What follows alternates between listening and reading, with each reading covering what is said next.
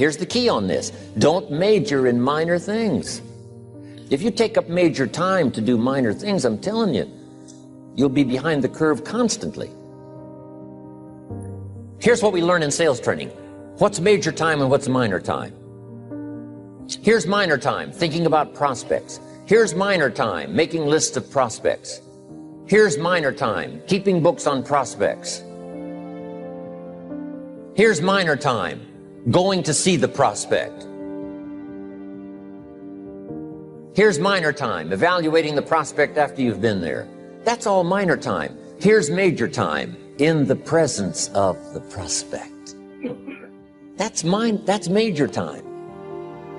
And if you took a look, if you're in sales and you took a look at a week, you'd say, my gosh, I'm spending 90% of my time on the minor stuff and so little time on the major stuff in the presence of. How many hours in the presence of in my day? How many hours in the presence of during my sales week? Because the time that really counts is in the presence of. Majors and minors. Here's another key time management essential. Don't mistake movement for achievement. It's easy to get faked out by being busy. Guy comes home at night all exhausted, falls in the chair and says, oh, I've been going.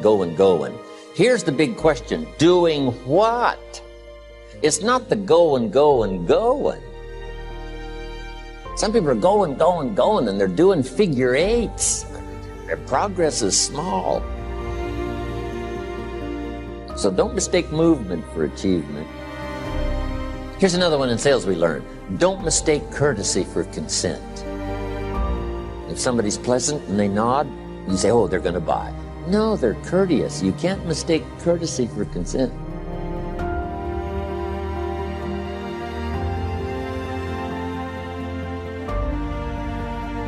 Now here's a big one, concentration. I had to learn this. All those years ago, I'm in the shower trying to compose a letter. Found it turns out to be a strange letter. So here's what I learned to do. Save the work till you get to the office. Save the work till you get to the work. Don't try to get to the office on the way to work. On the way to work, enjoy the way. In the shower, enjoy the shower. Then go to work when you get to work. I found this to be helpful. Concentration. Here's another big one. Learn to say no. I'm telling you, in such a social society we have now, it's so easy to try to be a nice person, saying yes to everything. Find yourself overloaded. Now you got to call and make the, well, gosh, you know, all the time it takes to back out of something that you said yes to too quickly. Here's what might be better. I don't think so, but if that changes, I'll call you. Little things you can use not to overcommit yourself. My friend Ron Reynolds says, don't let your mouth overload your back. It's a good one. Now here's a big one on time management. When you work. When you play. Don't mix the two. Don't work at play. I used to take my family to the beach and I would bring my briefcase.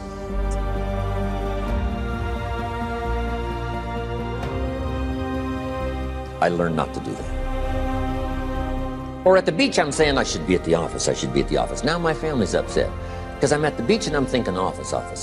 Now when I'm at the office, I'm thinking what? I got to get my family to the beach. So things are not going too well at the office because I'm thinking beach, and things are not going too well at the beach because I'm thinking office. Here's what I learned to do. At the beach, be at the beach. At the office, be at the office. When you work. When you play. Don't mix the two. Don't work at play. Now here's one of the most important ones. Don't play at work. Work is too serious.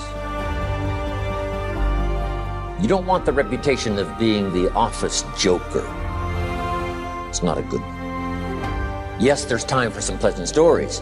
Yes, there's time for a little humor. Yes, best if it's a happy office, of course. But I'm telling you, you got to be serious about work because you're parting with a piece of your life for the work you do. Your work costs you a piece of your life. Here's what it's called. Serious business. Not grim, not unhappy, but serious. Key. Don't play at work. The old expression, I don't think we use it anymore, horse around at the office. Play around, play jokes, play tricks.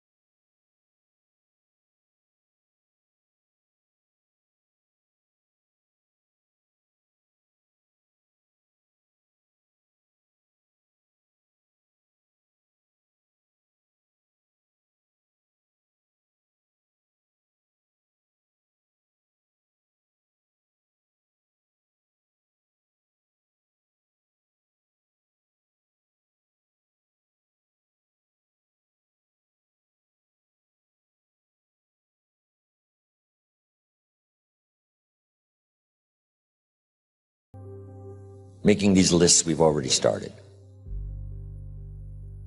Here's another good way to think on paper. It's a projects book. Each person you're working with and each project you're working on, get a loose leaf binder and a tab and some pieces of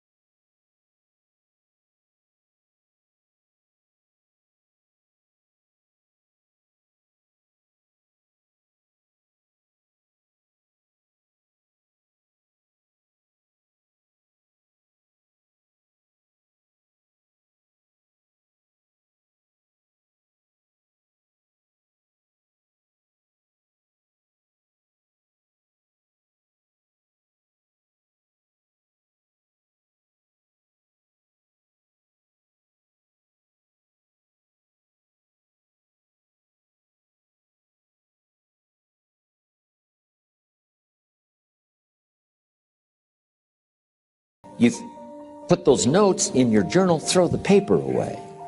Because we don't usually go through paper to review. But see, my journals now make up a significant part